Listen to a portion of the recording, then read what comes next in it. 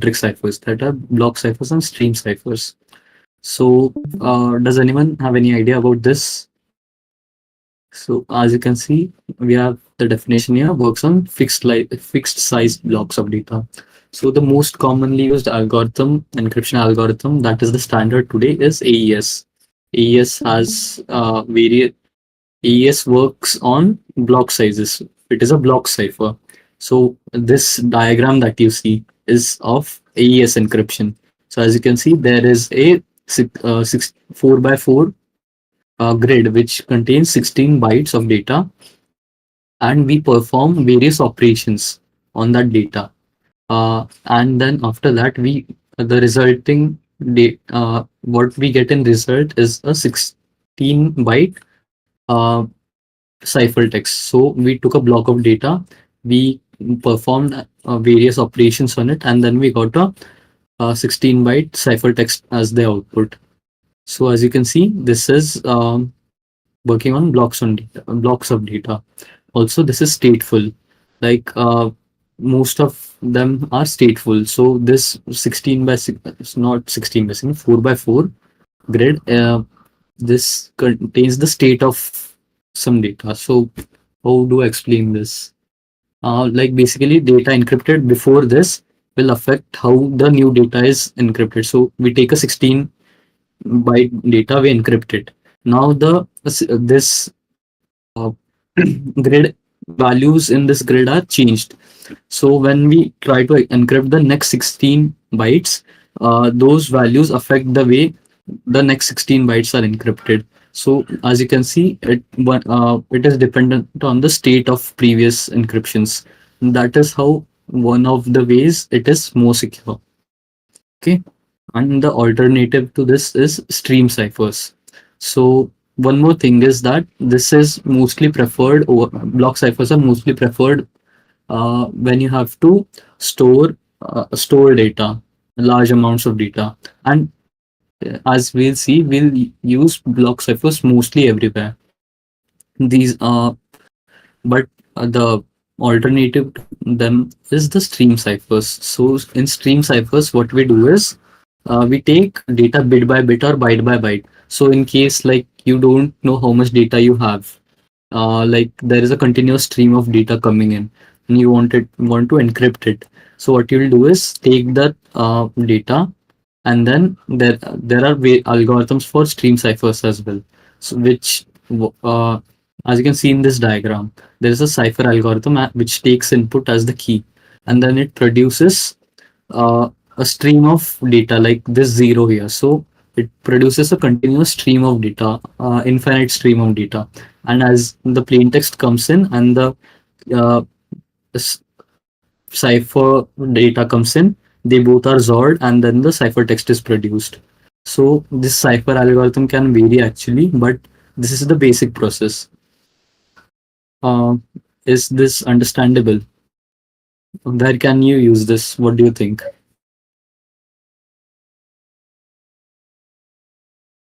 Hmm? Anyone in the chat? Stream ciphers. Live streaming, exactly. So if you are streaming, so like right now you're streaming this on Discord. So what Discord might be doing is it might be using stream ciphers to do this. Exactly. Again, this can also be used for storing data locally and everything. Both of them can be used for all the purposes, but this is more suited for when data is of unknown size, versus block ciphers are preferred when data is of known size. And also this performs a little bit faster mostly, but is considered a little less secure. Not a whole lot. Both of them are mostly considered pretty secure by any standard, but still within that, this is considered a little bit more insecure. Okay, so I think we should move forward. So one before that, you can also see 1 second. Before that, you can also see the fact that we can decrypt this ciphertext by just running this algorithm in reverse. Like there is ciphertext, and the cipher algorithm produces the exact same stream again of data, and we XOR our ciphertext. Because we XOR it twice, we'll get the original plain text back. Isn't that cool?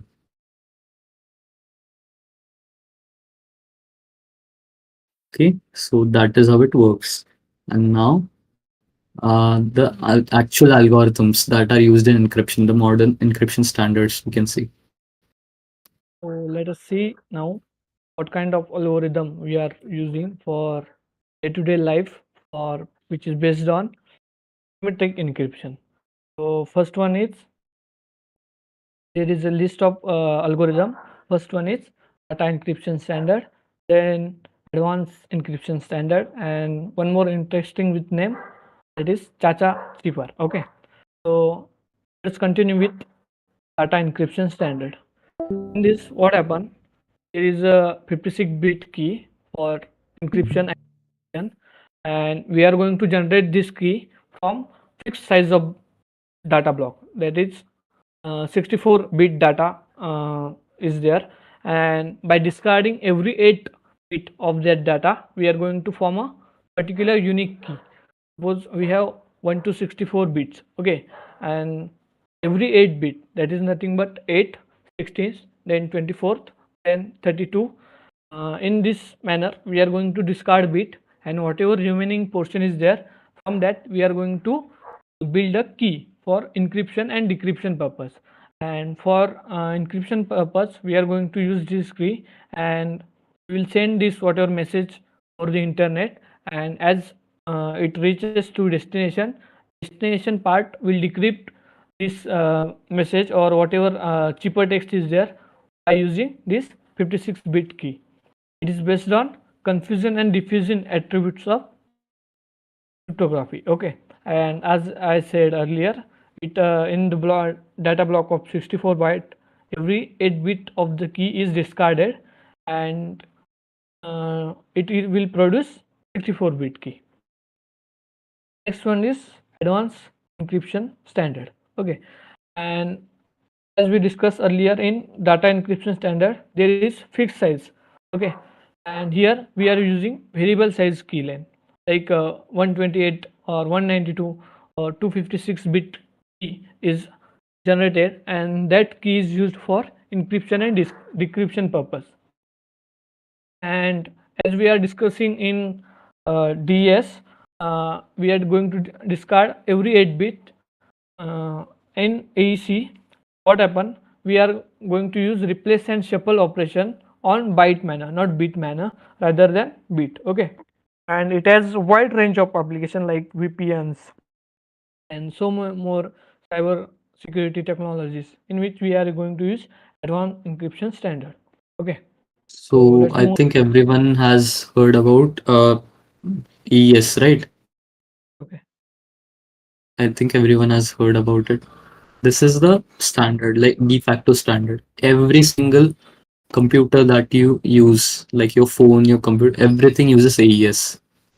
And this was part of the reason that it was made a standard. So, like before it was made the standard, uh, it was called the Ryan Doll cipher, like the name of the creator. But after it was standardized by an organization called NIST. It is a US government something, but they have decided that this is the modern standard and everything should support this. So because of that, like nowadays, what happens is everything like for example, you are using your computer. Uh, the data that is stored in the file system uh, that can be encrypted and decrypted as we use in real time. Like, okay, so you must have seen a setting in Windows called encryption settings.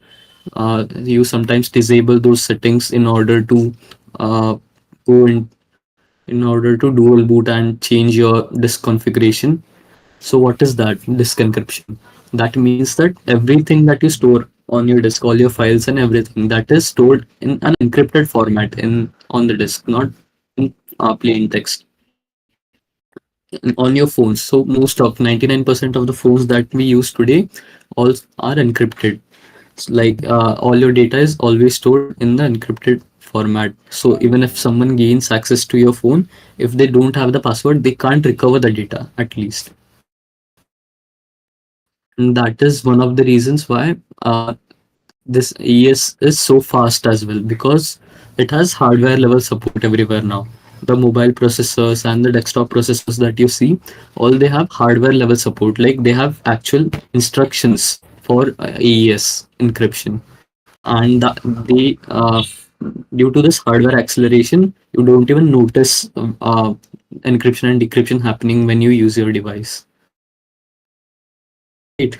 And again, now let us look at the stream ciphers. So Chacha, now quite a funny name, but this is like the next big standard. Like after AES, AES is the big guy, and after that, the second standard, second most accepted standard is Chacha cipher. So yeah, it is almost as secure, but it is a newer algorithm, so it is not as widely adopted. Like AES is built into CPUs and everything, but Chacha is still relatively new, and it is obviously what here is it performs better than AES computationally. So both algorithms are if you compare them time complexity or complex computation wise, then Chacha requires less computation. But because AES has like hardware level support, hardware acceleration, it usually outperforms on systems that support it, and it is an emerging standard. So uh, in TLS, like the HTTPS that you see today on the internet, so there are only about two ciphers supported. First is AES, and I think this is second is Chacha. So these two are the ones that you should know and should always work with going forward. Okay, then this was all about symmetric encryption. And now I will invite Pranav to talk more about asymmetric encryption.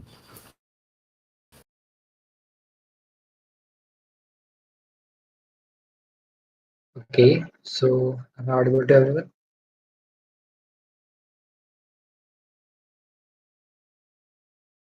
Yes, you are. Yes, yes, you are. So now let's begin with asymmetric encryption. Up until now, what we have learned about encryption, decryption, and we came across symmetric encryption, as well as we saw what is the difference between encryption and encoding. Can anyone tell me in short what is encryption?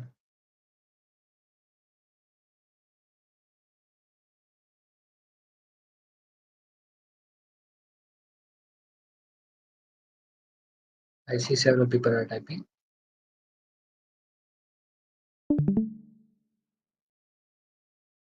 Standard data in such a way that no other person can, the community party can read it. Right. So we can say that encryption is basically turning your original message into some ciphertext, and decryption is totally opposite of it. That is, decrypting is just taking your ciphertext and then changing it into your original plain text, putting it into unreadable. Okay, that can be also a definition. So now we are looking at asymmetric encryption. What thing used to happen in symmetric encryption? Like, how was data transferred? Like, you had your plain text which was encrypted using your secret key, right? And then that secret key would produce your ciphertext. Now, this ciphertext is then put on the network so that it can be sent to your receiver. What does the receiver do when they receive this ciphertext? They use the same secret key which was sent with the message. They decrypt the message, right? Now, just consider a scenario like you and your friend is talking in a public place, right? Then, what are the chances that someone can overhear you or else eavesdrop?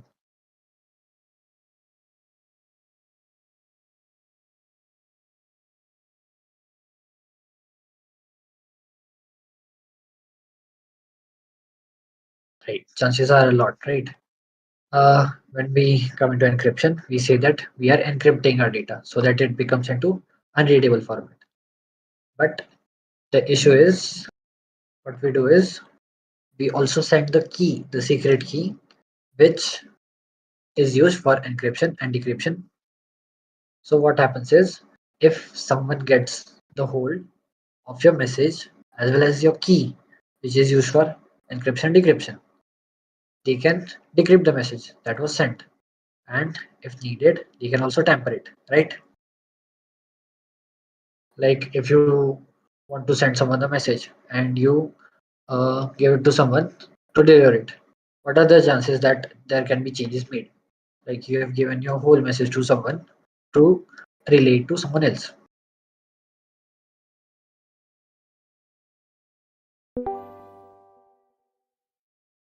So what happens in this type of communication is, the issue arises that is the secret key that is used for encryption and decryption can be compromised.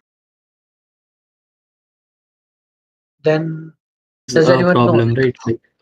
Like, okay. Uh, when you use AES for storing files, we can understand. Obviously, we can just encrypt it and store it locally. But we have to transfer it over a network, and we have to. The other person also has to be able to decrypt it. So that they also need to have the key, right? But how can they get the key over the network? Because watch data and figure out that key. So that is where asymmetric encryption comes in. right? Thank you, Aditya. So now we are seeing how can this be tackled with, like your secret key can be compromised as we are seeing. So what we can do instead of this is we can just increase the number of keys. So what we do in asymmetric encryption is we use a pair of keys. That is, we have a public key and a private key.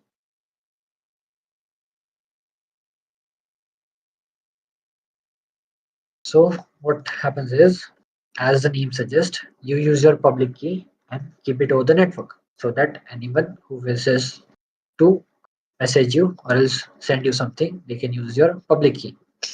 And the private key is always kept with its owner to which it belongs. Like for example, consider we have two friends here. Like consider we have Maya and Sasha. So if any one of those wish to communicate over the network, they'll need to use their own respective pair of keys. Just like if Maya wishes to communicate with someone else, like Sasha, she would need to provide her public key to Sasha and keep her private key with herself, as it is going to be her private key. And the same in Sasha's condition. She'll provide the public key to anyone who wishes to communicate with her and keep the private key with her so that she can receive the messages and continue the encryption and decryption process. The basic idea in this is like, why do we need two keys? Would anyone like to guess?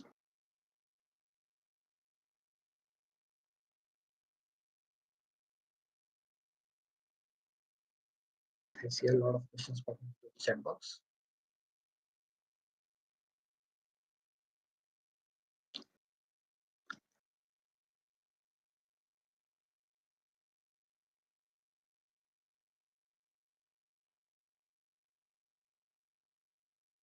So I'll just like answer your questions. That we need like we have two keys in this case so that any of the process, that is the encryption or decryption, can be performed using one of the keys, and the rest of the process can only be done using its complementary key. That is, if I use any one of the keys for encryption, I can only decrypt the encrypted format using the complementary key and no other key in existence. So mostly what the flow becomes is, you let's say that Maya wishes to send a message to Sasha. So what she can do is she would take her message and encrypt the message using Sasha's public key. right? Or should we use Maya's public key? What should be the answer?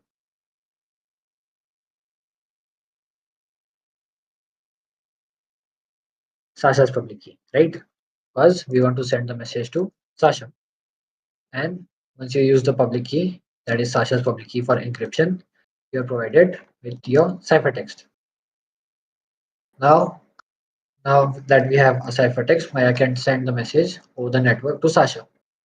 And in this scenario, even if the ciphertext gets in hand of a third party, they won't be able to decrypt it. And do you know what is the reason for it?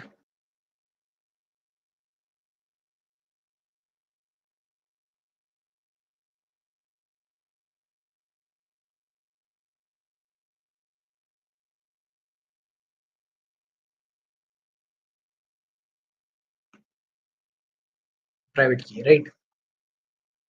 Like no one other than Sasha would have her private key. So only Sasha private key can decrypt, which they don't have. That's correct one. So the private key that would be needed for the decryption process would just be with Sasha and no one else. As it is her private key, no one else can get a hold of it. So like, are we clear up until now? Like the pair of keys that is used for encryption and decryption are always complementary. And if I use a key for encryption, I can only use the complementary key for the decryption process. Right? Is everyone clear with that?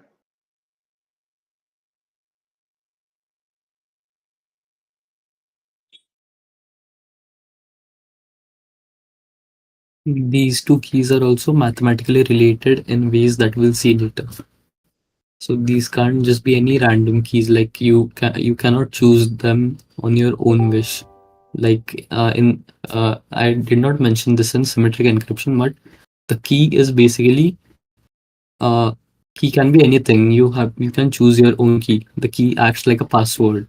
But in this case, we cannot assign any key. The key has to be generated using a special mathematical function that we'll see later. So as just as Aditya say, that is the uniqueness about asymmetric encryption. That is, you cannot randomly have any two keys to act as a public and a private key. You would always need to generate those pair of keys so that they can be used hand in hand with each other. Because it would be like a problem if I generate a pair and someone else could also generate the same keys. Then that would be not helpful because we are tackling the issue of the compromisation of the secret key from symmetric encryption, right? So to generate these keys in asymmetric encryption, we go through various mathematical values or else constants so that we can derive a pair of keys which are unique and always work with each other and are not compromised anyhow. So let's just move on to how can we generate these keys. Like to generate these keys, we'll need to use some algorithms. So starting off with those algorithms, uh, like does anyone have already heard about any algorithms used in asymmetric encryption?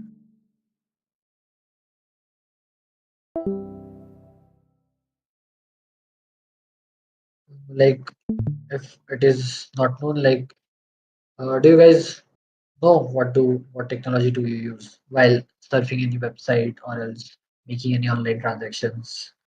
How are you kept secure at that point while using those things?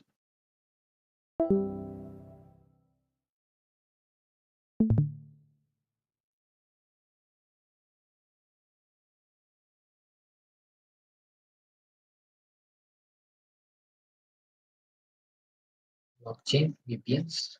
Okay. So there are other mediums, but most of the times that is just products. So uh, the thing is, we use these symmetric and asymmetric encryption types to securely get any information through the network. And then these are used hand in hand with all the protocols that are available with the network. And for Harshvardhan's question, it was in blockchain, these concepts are used. Blockchain is a very different concept. A Okay, blockchain also uses all of this, and it also uses hashing. It uses most of the things that we are going to discuss throughout this series.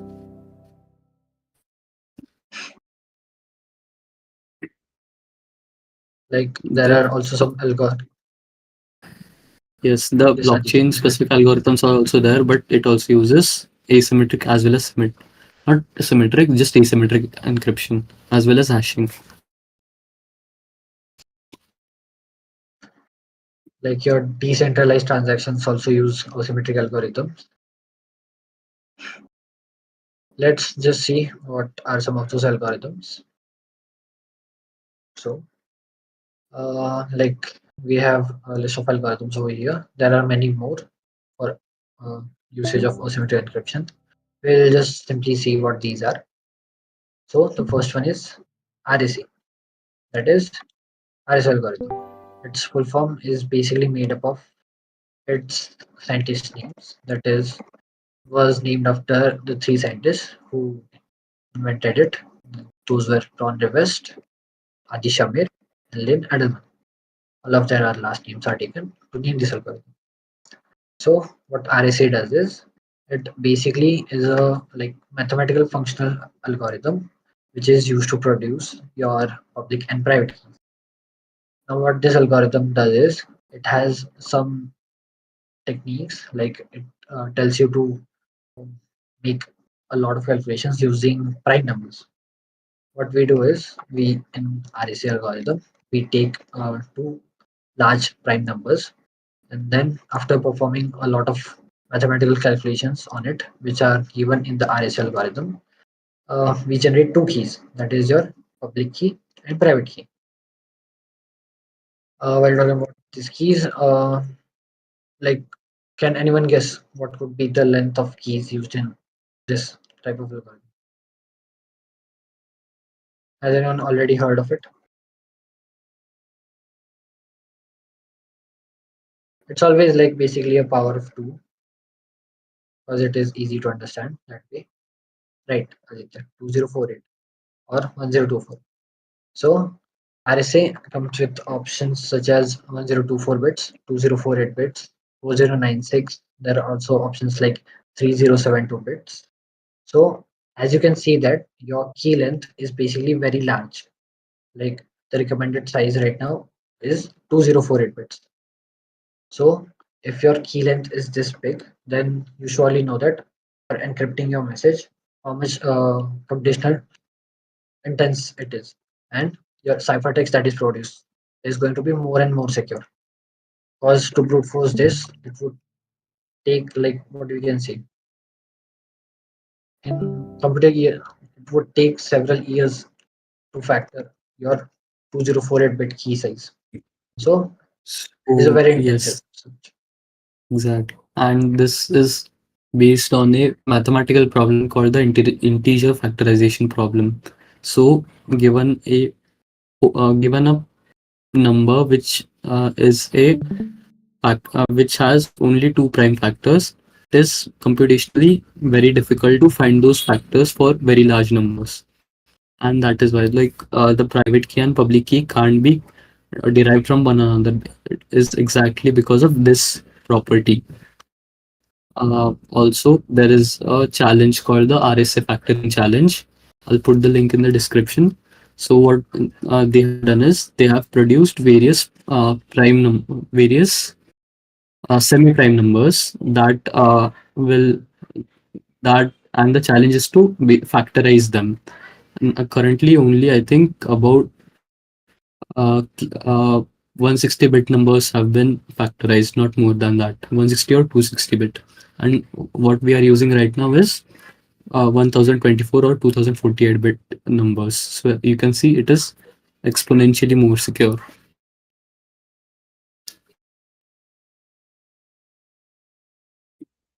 That's absolutely correct. And you can just have a more key size like 3072, 4096. So it is like more and more secure. And RSA is basically used everywhere because of its compatibility, as it is a very old algorithm which was discovered or else which was invented in 1977.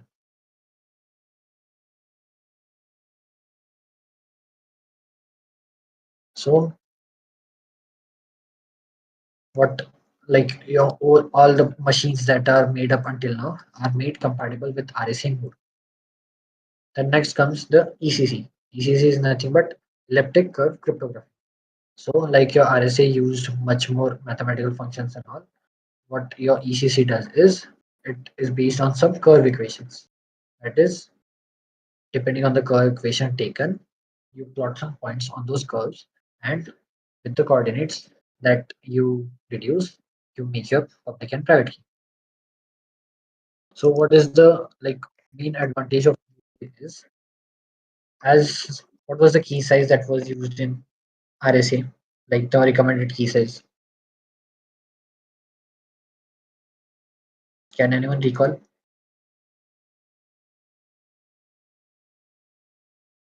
2048, right?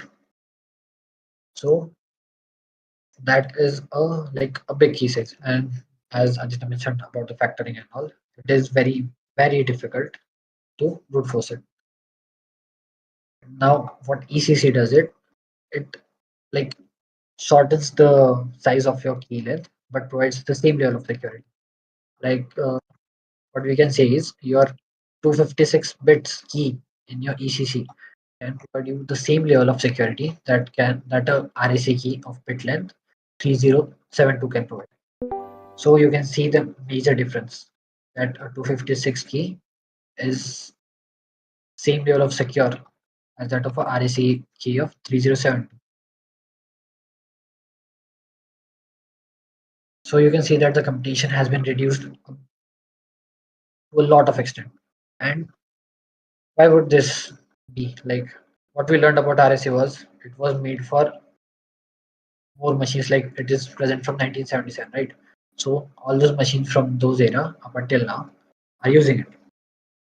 What ECC was developed was ECC is more uh, focused on environments like your resources constraints. Like as we talked about, all your websites, all your data that uses asymmetric encryption for secure uh, secure transportation. So just tell me right now, which devices are you using to join this podcast?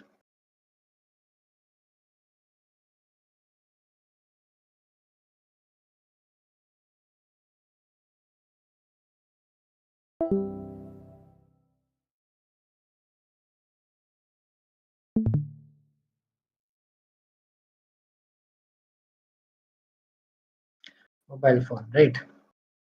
Someone might be joining in the mobile, some might be available on their laptops. So, like as we have discussed about the problems it solves and the key length, it is like more computational intensive. So, your like devices, your smaller end devices like your mobile phones are bit shorter on resources to handle such key lengths. That's why ECC was developed so that it can be used in resource constrained environments, and it would be more feasible to get the same level of security with a shorter computation time and resource. That's why ECC is used in your all over devices that are constrained to resources. Then the last one is DSA, that is digital signature algorithm.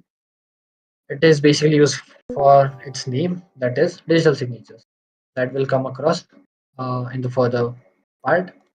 But just to get to know, DSA is like uh, it also has mathematical functions used to derive its keys, and its whole and sole purpose is just for authenticity and data integrity. Does anyone know what is authenticity? We'll be requiring it in the further parts.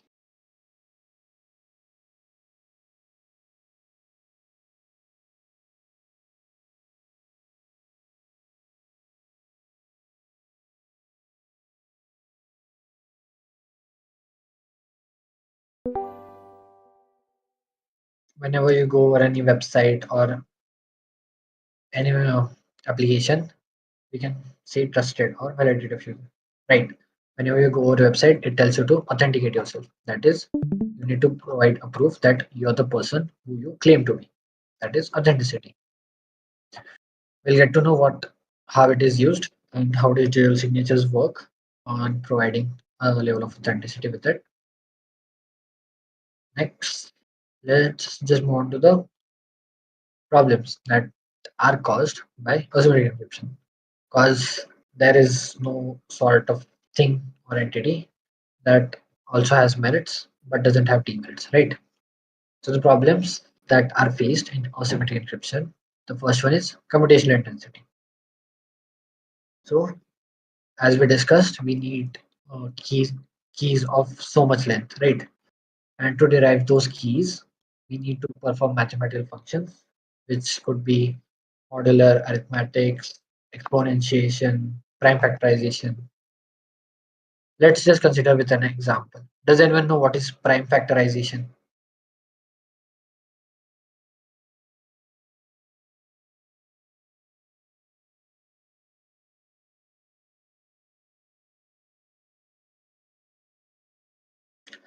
It is like a simple concept of mathematics, like each of one have done at least once in the school, factoring a number into product of primes, right? So what prime factorization says is you take your number and you write it in the product of prime numbers, so that the resulting number is the same number or else your target number. So what prime factoring is, it is used for computing your keys, right? So let's just have a fun activity. Can anyone tell me the prime factors of 15? Like the number 15. 3 into 5, right? Here 3 is a prime number, 5 is a prime, and the product yields us the target number, that is 15. So it was a bit easier, right? But what if I told you that for working with the keys in asymmetric encryption, you would have to factor numbers that are more than 500 digits long.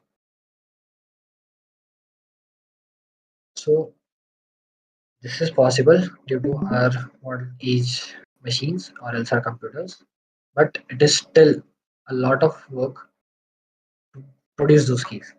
That's why asymmetric encryption is a lot of computational intense and it costs more and more of resources for those things. Then second is the large key size. So as we discussed about the key length right now, the thing is not about just generating the key. You would also need to store it because you need to use it. And depending on the size of the key, we need to store it securely. So it cannot be just stored in any way on your computer, or else it cannot be provided in any way over the network. It need be your public key or private key. So maintaining those keys is also a bigger problem. And then the last one is unsuitable for large data. What this means is basically whatever you need to communicate over the network needs to be encrypted. Now to encrypt this data, you need to handle your computation, which takes a lot of resources and also a lot of time. So it makes your communication a bit slower due to asymmetric encryption. Now doesn't the question arrives as that is, if it is slow, then what is the use?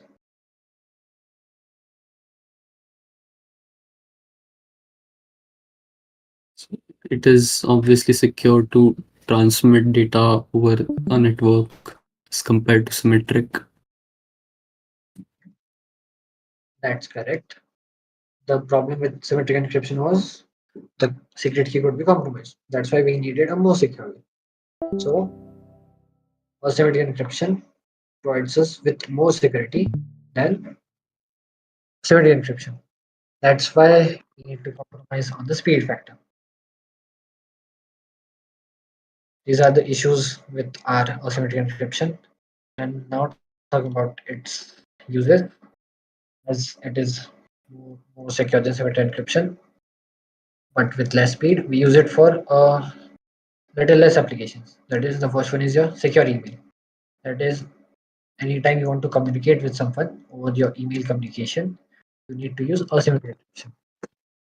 This is the most common mail platform every one of us use.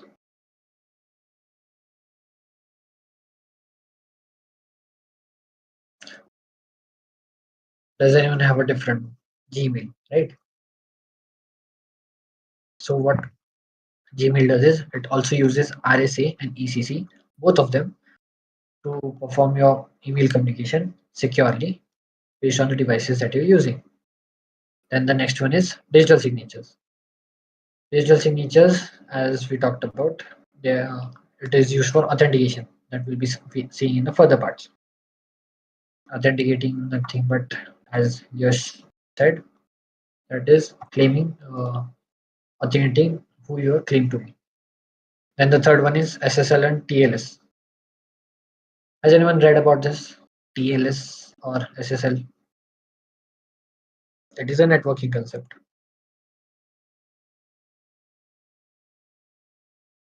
Where is it used?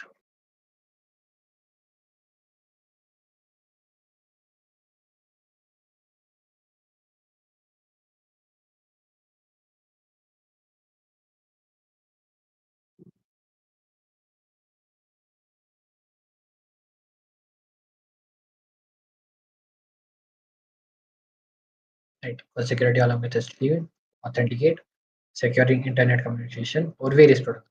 That's correct. And in this type, we use public and private keys to securely relay over the messages. The last one is SSL certificate. Right, that's another concept that we'll get to know. And the last one is key exchange. So this is the most important one, and also the way to use asymmetric encryption. What was the issue with asymmetric encryption? Compromising key, right? It is less secure because your key can be compromised.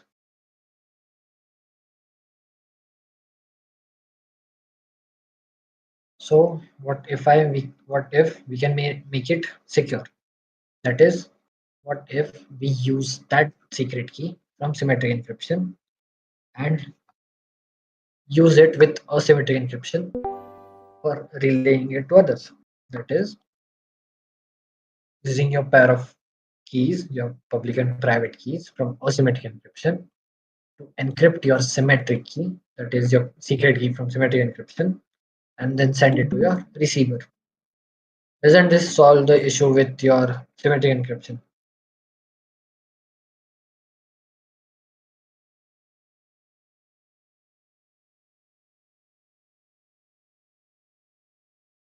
Like, as Aditya said, that is your whole and sole condition. The secret key from symmetric encryption should be just present with the sender and receiver, no one else. And I can do this if I can relay those keys using an asymmetric encryption, which is surely more secure. That's why asymmetric encryption is also used for key exchange. Next is the topic that we have been dealing for so long, that is digital signatures. Okay, so before going into the technical part, let's just see why do we use signatures? Like, every one of us uses our signatures somewhere or the other. Why do we use them?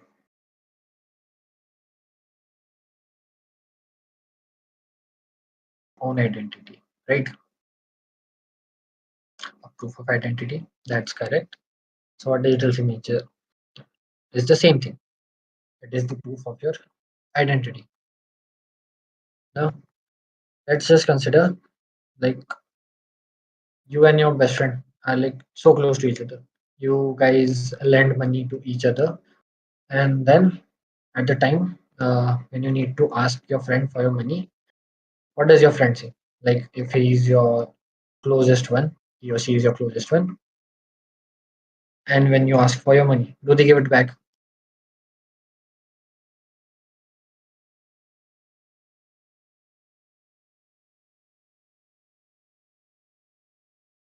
No. Right. We have a similar scenario over here with the friends we discussed before. That is Maya and Sasha. So what Sasha says is Maya owes her $100. So just as our friends, they both are a bit different because Maya returns her money to Sasha, not like our friends because they don't return our money, right? So what Maya does is, in this case, she gives Sasha a check by filling all the details and signing it. She gives it to Sasha. Then what Sasha does is she goes to the bank and asks for the money withdrawal. Then what does the bank do whenever they receive a check? Has anyone used checks before?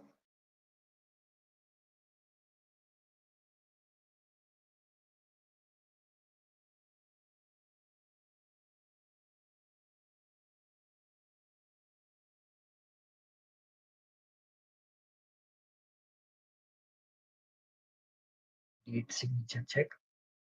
Okay, date signature check. That's correct. And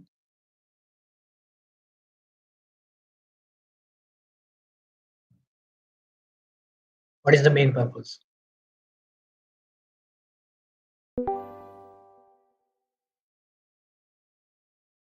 Apparently, no one here even has a bank account. That's too bad. I guess every one of us would have at least one, but no issue. So what happens whenever you go for withdrawing a check is they ensure that or verify that the signature and the details filled are all valid, and they also cross check the signature that it belongs to the owner of that check. So digital signatures work in the same way. That is, they are used to verify that the person who has given the check or else signed the check is the person who it belongs to. That is their bank. So what digital signatures are? They are nothing but your proof of identity. That is a claim that you are the real or genuine owner of the data that has been sent with your signature. So what digital signature is used for? It is basically used for authenticity of your digital data.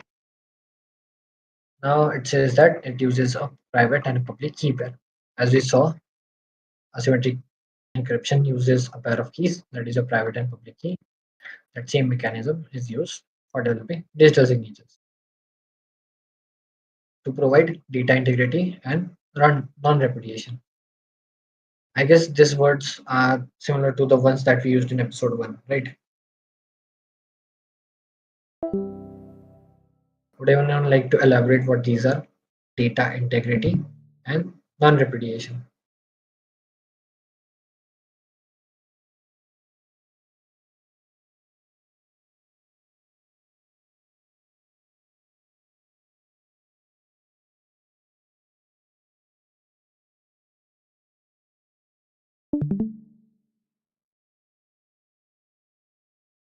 Does no one have any idea? Mm, I think we discussed a lot about data integrity in the last episode. I Which is remember. before data integrity exactly. A non-repudiation is where once you make a claim, once you make something or you sign something, you cannot then claim that that was not you. Right. The authorship is the main thing. Now, where it is used in contracts, emails, and transactions. Like these are all the places where you need to ensure that the sender is the genuine one, right? So now that we know that we use a private key and public key, this that is we use asymmetry encryption. So can anyone tell me like what we did in sending messages in asymmetry encryption? We used to encrypt it with the public key and decrypt it with the private key. Is that correct?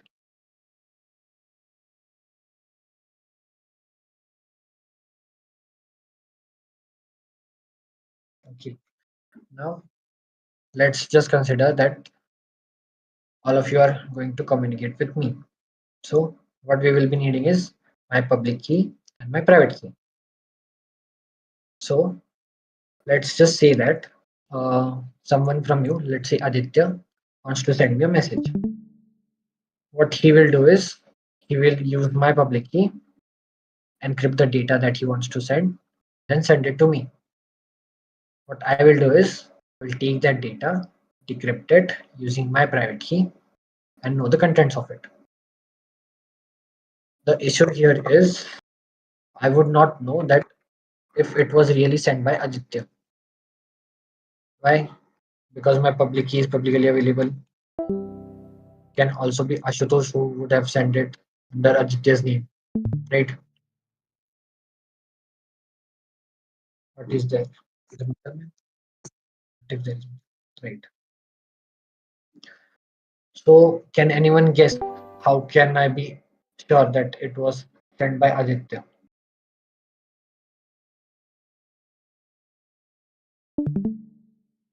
Digital signature, right? So what we'll be doing is we will just be reversing the role of the keys and do the same mechanism. That is, in this scenario, let's just in digital signature encrypt the private key, encrypt with the private key, decrypt with the public. That's correct, Suraj. So in the same scenario, suppose I use my private key to encrypt a message and then send it to Aditya. And now what Aditya would do it, he will use the public key, my public key, which is publicly available, and then he would decrypt it to know its data. So how can Aditya be sure that it was me who had sent that message? Now that we have reversed the role of the keys, can Aditya be sure that it was me who had sent the message?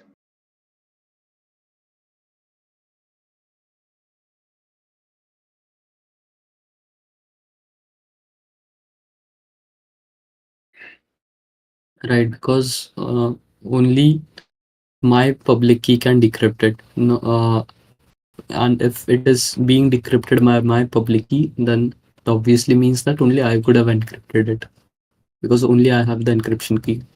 So that proves that only I could have sent that message. That's correct.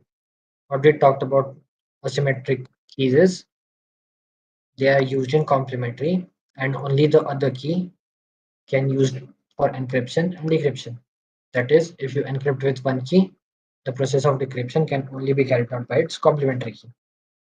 So in this scenario, if we use the private key for encryption, we can only use the complementary public key to decrypt. And as private keys are private to the sender, we will always know that the person who has encrypted it would have a hold of his private key. And if we are able to decrypt it using his or her public key, that means it was surely encrypted by that person. That is the sender. In visual format, let's just see it. Like suppose Maya wants to send some message to Sasha, and Sasha wants to know that it was Maya who had sent the message. So what we do is we take Maya's message, encrypt it using Maya's private key. And now that we have encrypted it with Maya's private key, we call it as the digitally signed document. That is, Maya had digitally signed this document. Now this document is sent to Sasha. Now what Sasha would do is she would use Maya's public key, decrypt the digital signed document, and get the hold of the original text that was sent by Maya. Most important thing in digital signatures is it is whole and solely used for authenticity and data integrity. I know that every one of you must be in questions that what if someone else gets a hold of it, as the public key is always publicly available.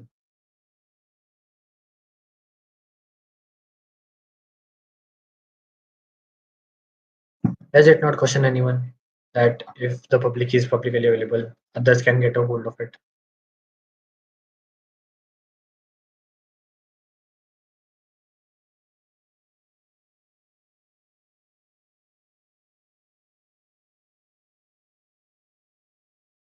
Okay, so the thing is, in digital signatures, whenever you encrypt your message with your private key and send it to someone, as your key is publicly available, anyone can get a hold of it. But as we previously said, digital signatures are used for authentifying the user that has sent the data. So even if someone gets a hold of it, even if so, they cannot like tamper the data and send it again. Because if they want to send it again, they'll need to encrypt it with the private key, which is not available to them. And if they encrypt it with the public key, which is publicly available, it would not be able to decrypt by anyone else because they'll need the private key again, which is only with me. So in this way, if you receive, that is because of all the things that goes on the internet, you would never receive a decrypted message, and even if you receive it, you would know that it is not reliable. Now, like to simplify this process, that you want to be 100% sure that the message that was sent by someone is genuine, and also it is the same message that was sent. So what we did was we brought in another concept, that is hashing, the one we saw in our first episode. So in this scenario, what it was done was, before digitally signing your document using a private key, what you do is you run your message through a hash function and produce your hash message, or else it is also called as a digest. And once you have your digest, you can digitally sign it, that is encrypted using your private key. And once you encrypt it, it becomes your digitally signed document again.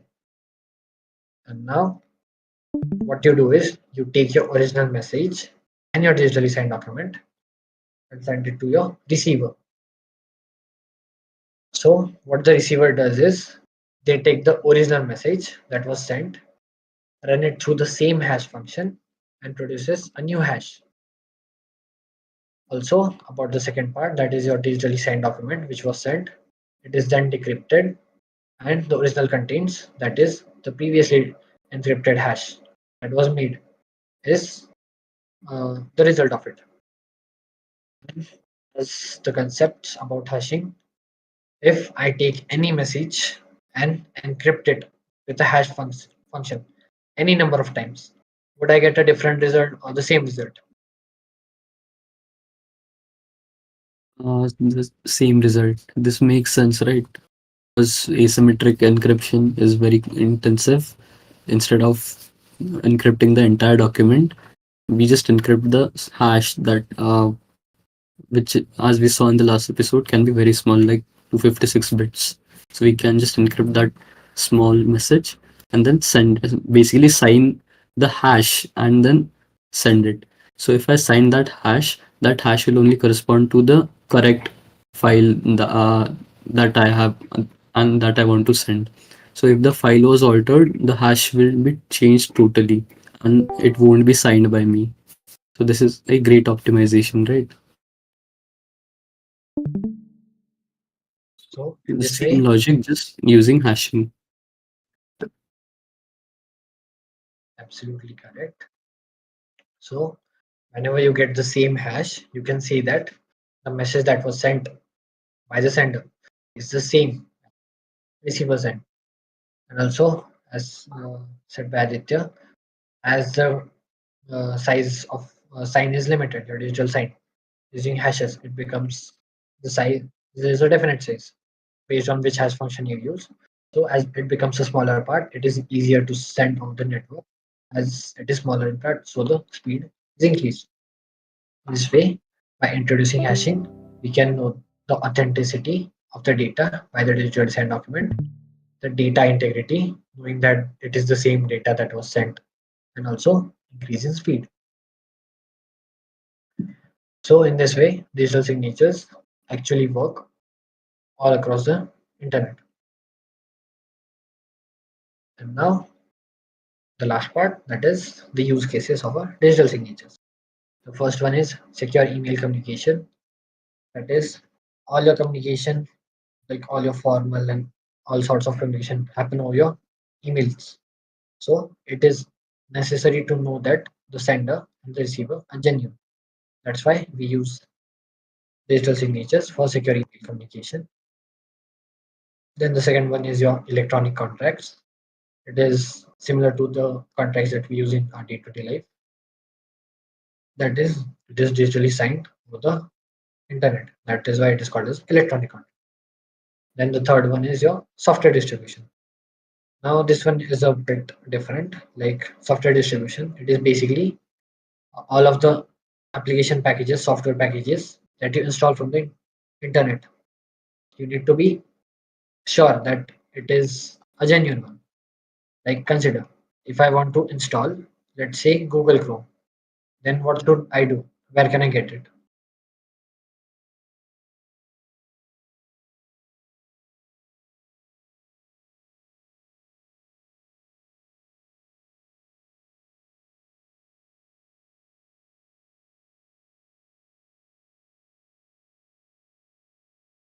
Does everyone have a Google Chrome application?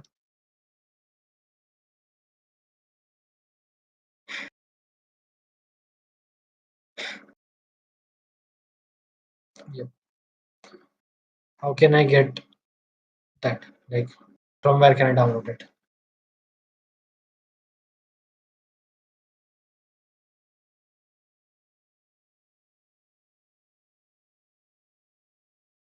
Microsoft Edge. Okay, that's another browser.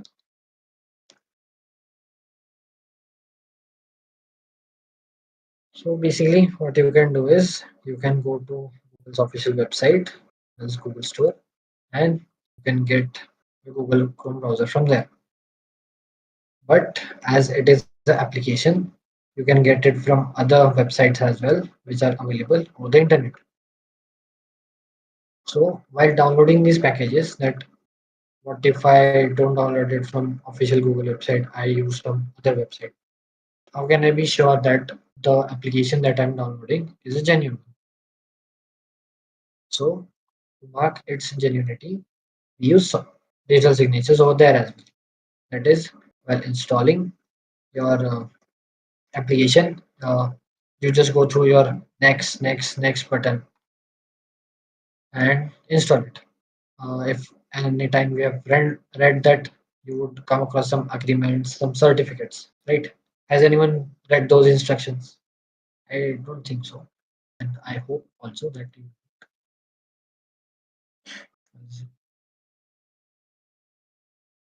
none of us do that. Like personally, I don't. I'm just like go on next install. But it is an important thing, and you should go through it. But whatever packages you install, they provide you with some agreements as well as some certificates. And what are those certificates? Those are nothing but your digital signatures that are used for genuinity of your developer who has developed that software. One more thing is the Linux package managers that we all use, apt, pacman, everything. So has anyone noticed that they use mirrors, and all the mirrors have same data, and those mirrors are distributed across many different regions. Like there might be a mirror in India, a mirror in somewhere in Europe and Indonesia and everything. So how do they make sure that the mirror? How do we make sure that the mirror is not compromised and it is not giving us the wrong uh, package or compromised package? Because we have the signatures of everything, we can always verify that the package that we are downloading is genuine. So your package manager, which is apt or pacman or whatever, ye, not ye, what does Fedora use? DNF. Yes, all of those. Uh, they all do this internally. They verify the signatures of all the packages that we download. And that is how you make sure that it has not been compromised with. regardless of whatever mirrors you use.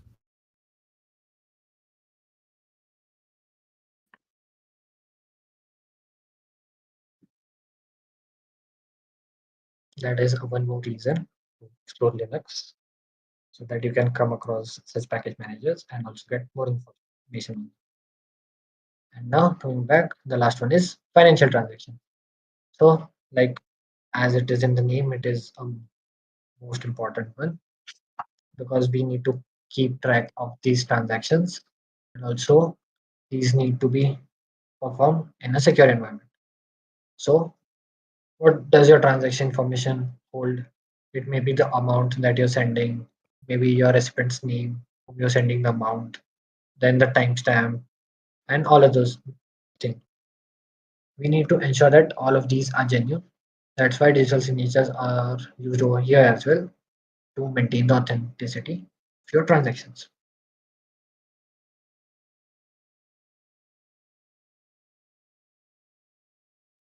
So these are the use cases of digital signatures, and that was our final part today. Uh, Further, Ashutosh should be taking over.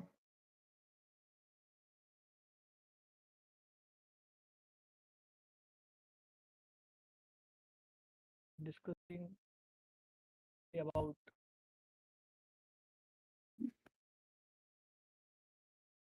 quick recap of and so many keys. Ashutosh, you are not audible clearly.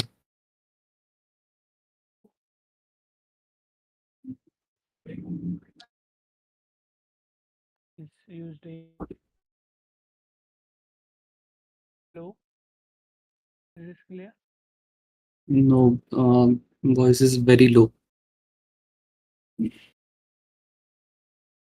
Flow.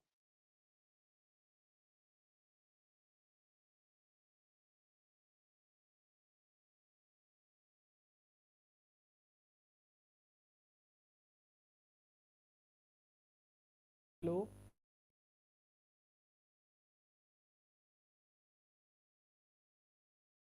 I guess just try to rejoin again. Might help.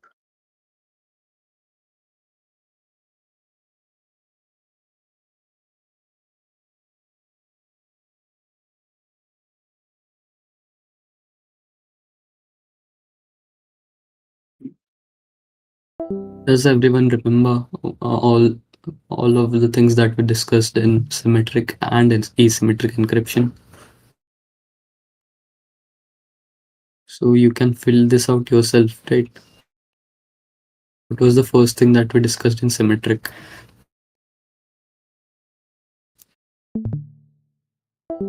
Anyone?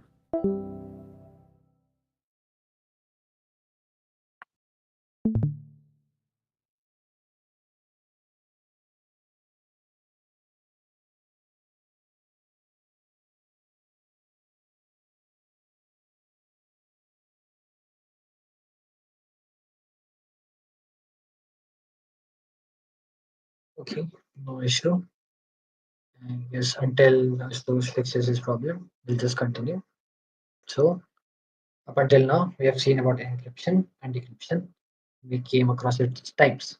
Is symmetric encryption and asymmetric encryption. So now we are just having a brief summary about it, whatever we have learned until now, starting off with the keys. So what is the major difference between the keys in symmetric and asymmetric encryption? Would anyone like to tell?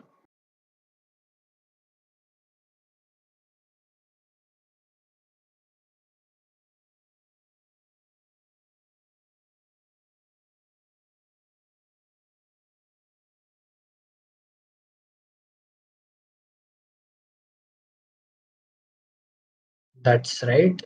Symmetric encryption uses a single key, a secret key for both encryption and decryption, and asymmetry uses a pair of keys that is your public key and private key.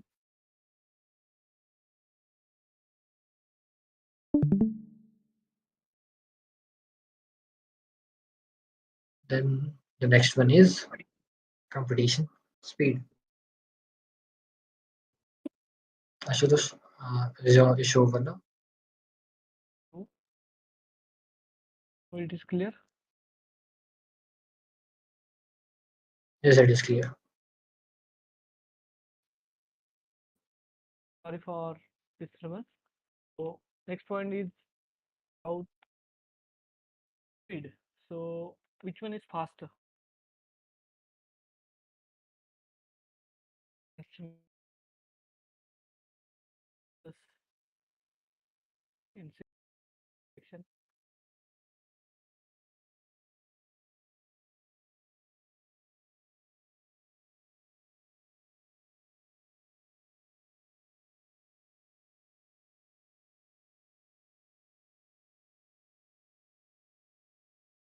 Yes. So computation.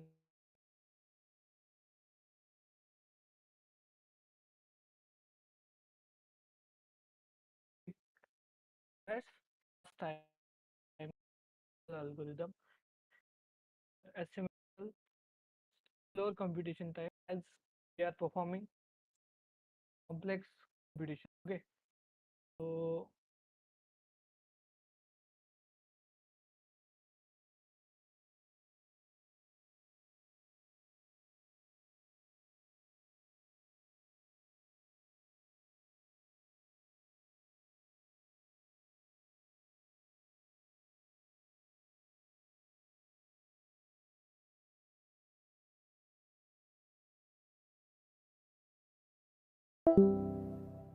Okay, so I guess Ashutosh is still facing issue.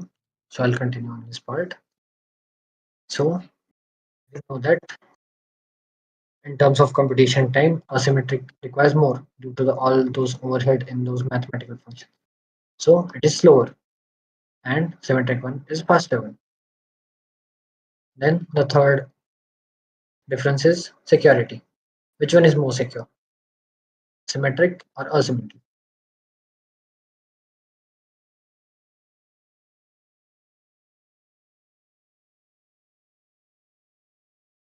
So based on their own functioning, asymmetric one is more secure rather than a symmetric one.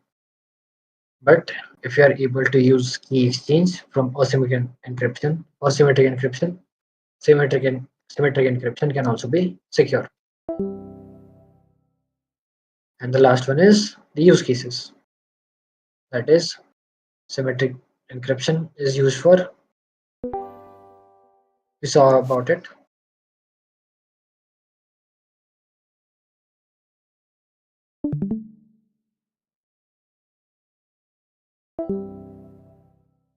What are the use cases for symmetric and asymmetric?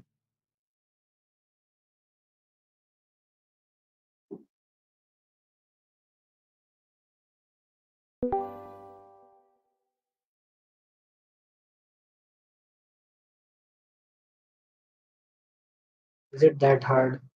Like we just saw about it, right? Data storage, data transfer. That is, you can use symmetric encryption for bulk data. That is a large amount of data. Whereas asymmetric is used for most recent concept that we just saw about signatures.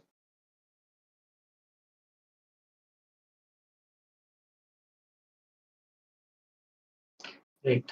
Asymmetric in digital signatures and email messages. So symmetric encryption is used for bulk data encryption and asymmetric encryption is used in digital signatures as well as your email exchanges.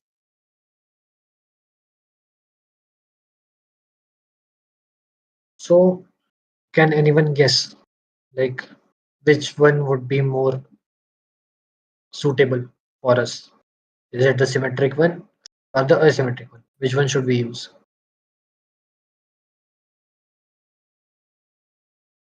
As per your opinion.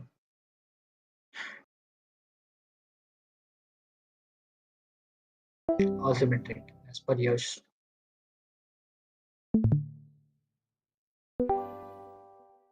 If security concerned, asymmetric will.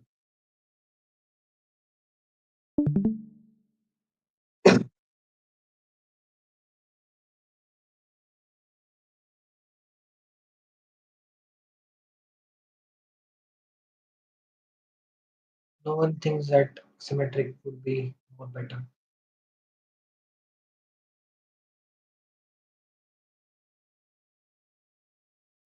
If security concerned, asymmetric, symmetric. That is what Ajinkya says. Do you know what would be the answer to it? Like, Aditya, what is your opinion? Bo- both have their own drawbacks and profits. So a combination of both, like we saw previously in key exchange, for bulk amount of data. Okay, so usually we want to transfer bulk of data, right? Mostly anywhere over the internet or anywhere. By bulk, I mean even megabytes of data is a bulk of data for asymmetric encryption. It is very hard.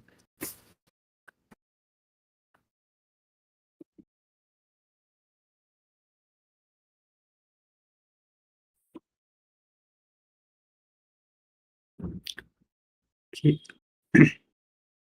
So, as per Aditya So, said, that is a combination of both, and that is known as hybrid encryption. the for most of the real world systems that we have around us, they use these hybrid techniques. They use everything that we discussed today, like today as well as in the last episode. They all use hashing. They symmetric encryption, asymmetric encryption, both digital signatures as well as encryption. So that is what we are going to actually explore in the next episode. There are things like PGP, pretty good privacy, which is used in the signing of packages that I discussed previously, and a lot of other things like email and everything. Because there is TLS, obviously, TLS SSL, uh, that is used over the internet, and most of the systems like blockchain is also there, which all of these systems use all of these concepts simultaneously to provide the best possible security, to provide everything in the properties that we discussed, that is confidentiality, integrity, authenticity, and non-repudiation, everything. So what we discussed today, everything was theoretical, right? So what we'll do next time is we'll look into actual protocols and implementations of all of these concepts that are used in the real world applications, and we can also probably perform a demo where we sign something and transfer it somewhere. So yeah, that was today's episode, and I think you should stay tuned for the next episode as well. Thank you, everyone.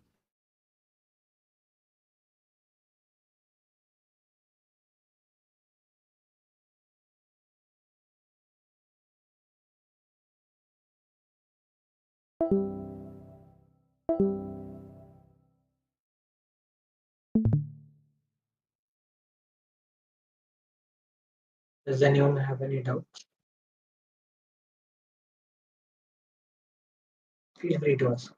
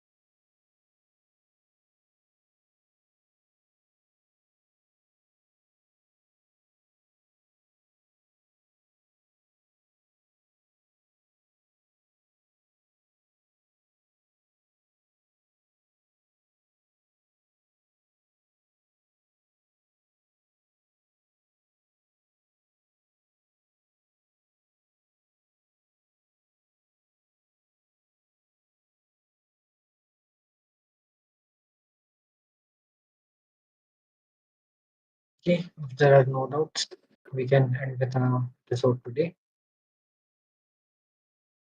Stay tuned for the next episode, which will be streaming on next Friday. Hope to see you all.